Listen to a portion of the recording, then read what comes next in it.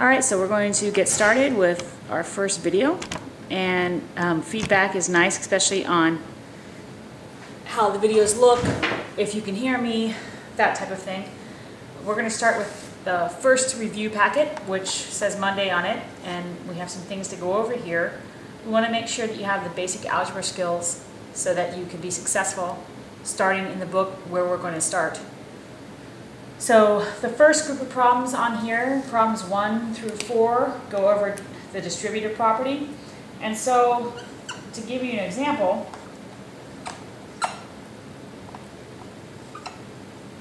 and although I don't like this type of notation with the dot -2 times -2, you need to be familiar with multiple types of notation. In this situation, we're going to take this -2, we're going to distribute through here, and this -2, and distribute through here. The most common mistake any child will make at this point is by forgetting about the -2 and going through without it. So also, you may be used to seeing something more written like this. -2 times 2r minus 8 is the same thing as 2r minus 8 times -2r, or -2. So if this makes you uncomfortable, just go ahead and rewrite. Rewrite the whole problem so that it looks more like how your brain thinks about it. Because there are lots of ways to present things, but when something starts making sense to your brain, keep writing it that way. So in this situation, I'll take the -2 and times 2r, which would be -4r. I'll take the -2 times -8, which would give me a positive 16. I'll take the -2 times 4, which will give me a -8. -2 times positive 4r, which will give me a -8r. Then I'm going to combine like terms. Like terms are where the variable has the same power in both. So r, both to the first power. So we combine them as -12r and plus 8. And that would be our answer. Your answer should match exactly what's on the answer sheet. If it doesn't, mark it wrong, and then I'll take a look. If you think it's right, I will be able to tell you whether you're right or delusional, one of those two. Quickly, what you need to think about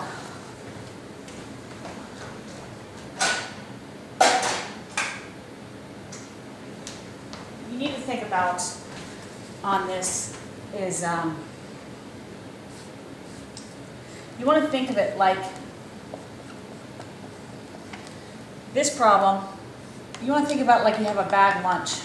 And in this bag lunch, there is a peanut butter and jelly sandwich called X, and you have 2 cookies. If I have 3 of those bag lunches, I end up with 3 peanut butter and jelly sandwiches and 3 sets of 2 cookies, which would give me 6. So when I think about this, it's 3 peanut butter jellies and 6 cookies. Just to quickly review distributive property. The next thing that we'll be working with is exponents. First rule of exponents is that anything to the 0 power is 1. 7 to the 0 power is 1. 12 to the 0 power is 1. 3xyz times 4 plus 17y divided by 14r to the 0 power is 1. Anything to the 0 power is 1. Write it down and know that. You need to know that, because if you get something crazy like this on a test to the 0 power, and I don't feel bad about doing it to people, mind you, and you work in here doing all this stuff, it gets you absolutely nowhere. You won't get an answer, because this is the 0 power, you just end up as 1 anyways. So the other thing to remember is that when you have something like x times x squared, how we want to think about this is x times, this is x times x. So this is x times x times x, which is x cubed. So it turns out that if we have a variable to a power times a variable, the same variable to another power, adding them together will get us what we want. So y squared, y to the cubed, y cubed, it'd be y times y, y times y times y, it'd be 5 of them, y to the 5th. Obviously, you don't want to write them out each time, but if you're not viewing these y squared is 2y's multiplied times each other. And y cubed is 3y's multiplied times each other. You're going to have a hard time in the future with some other concepts. So you want to definitely picture this in your head, that if you have x to the first power, it's just 1x. If you have x squared, it's 2x's. Other thing is that if we have a negative exponent, what you need to remember here is that negative exponents mean that the number wants to go on the other side of the fraction bar. There's no fraction bar here. Just like 4, there's no fraction bar, but I can put anything onto a fraction bar. If I have x, put it over a fraction bar with a 1 underneath, this still equals 4, this still equals 2, this still equals x. So in this situation, I'm just going to put it over, and I'm going to know that this y to negative 3 wants to flip down to the bottom of the fraction bar. So it's going to come down here like this. Now the question is, what goes here? If you say 0, slap yourself in the face right now, because what really goes here is 1. So when otherwise 0 on the top of a fraction always equals 0, that doesn't make sense anymore. So we have 1 over y cubed. Just like if we had z to the negative 2, go ahead and put the fraction bar there. This whole thing wants to come down to the bottom, so you have 1 over z squared. So negative is imply flipping it around the fraction bar. Now it can also mean I might have y over z to the negative 2. So in here, my z to the negative 2 is unhappy on the bottom. It wants to go to the top. So I say y and z squared. And that would be over 1, or just leave it without that. But the idea is that when you see that negative on the exponent, it wants to jump to the other side of the fraction bar. So when we have something like negative 4x to the negative 3, this negative means more the difference between having $4 and owing $4. That's what the negative that's out in front of numbers means. The negative that goes with the exponent implies it's on the wrong side of the fraction bar, and you need to flip it down to the other side. So you need to keep that straight in your head, that the negative in front and the negative on the exponent don't mean the same thing. If I have a negative 5, what I'm really saying is that if we were imagining this was money, negative 5 would mean I owe somebody $5. I owe that money. Negative 3 doesn't mean the same thing. I don't owe them 3 of anything. What the negative 3 here in the exponent is saying is that the x would prefer to be on the bottom. It would prefer all of this look like that. Those are the basic concepts heading into these questions, just to give us a quick review of how all this works. I'm going to let you do 5 through 8 should be easy, 9 through 12 will be a little bit more difficult, 13 through 16 will be challenging, and that's perfectly fine. You should be challenged. And if you totally flop on 13 through 16, we can continue to work on it and get you there. But I understand if those are a little bit more difficult, but you better give it a valiant effort. The next 17 through 22 is order of operations, which, if you remember, would be PEMDAS, parentheses,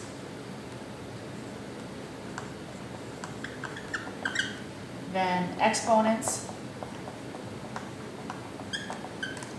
then multiplication and division, and addition and subtraction. Now, why I write it this way is because multiplication and division are equivalent operations. They are the same thing. If I multiply by 1/2 or I divide by 2, it is the same operation. So multiplication and division are the same. Just like as if I add a negative 3 or I subtract 3, it is the same exact operation. So addition and subtraction are equivalent, multiplication and division are equivalent.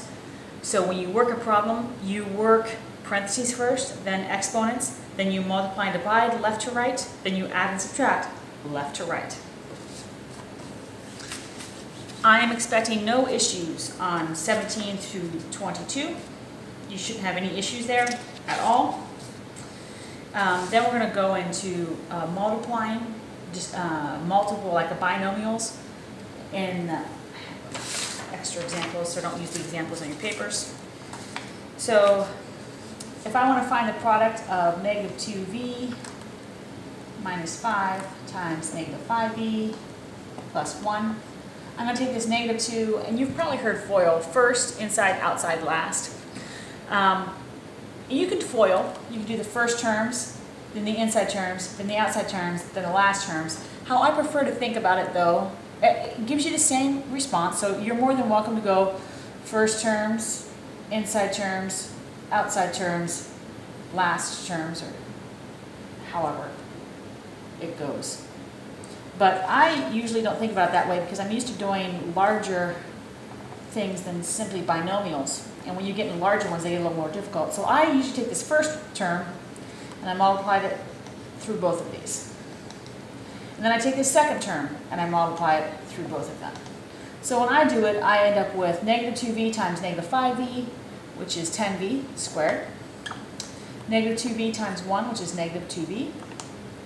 Negative 5 times negative 5v, which is positive 25v. Negative 5 times positive 1, which is negative 5. And then I combine my like terms here, and I get 10v squared plus 23v minus 5, and I am done. It gets a little trickier if you have 3. Not so much, the process is the same, but if you've been doing FOIL, it may be a little dicey. So let me give you an example of that. I get x squared plus 8x plus 2 times 4x squared plus 7x minus 3. In this situation, I'm going to go take this x all the way through. So I get 4x to the 4th. X squared times 7x is plus 7x cubed. X squared times negative 3, negative 3x squared. Then I'm going to do it with the 8x. I get positive 32x squared, positive 56x squared. No, wait, I'm sorry. 8x times 4x squared would be 32x cubed. Okay, big 3. 56x squared, and then 8x times negative 3 would be negative 24x. Now I'm going to have to wrap back down around because I've got a lot of terms here. Actually, I'm going to try and squeeze them on the end. Oh, I can't move this. Let me just check the video, make sure I didn't go too crazy there. Okay. So what we're going to do now is take this 2 times the 4x squared, which will give me 8x squared. Really little printing. Then 2 times the 7x would be 14x. And then 2 times negative 3 would be minus 6. Then I'm going to take, I only have 1 to the 4th, 1 of the x to the 4th terms, so I'm going to have 4x to the 4th. Here's an x cubed, here's an x cubed. So that's going to give me plus 7x cubed and plus 32x cubed, which would give me a 39x cubed. Then I'm going to do my x squared terms. There's 3 of those. So that's going to give me negative 3, that would be 53x squared, and so was it 61x squared? So those are done. Then is negative 24x and 14 is 10x. And then you have the negative 6. So it's the same process, just more numbers. That completes Monday's work. Please make sure that you keep a track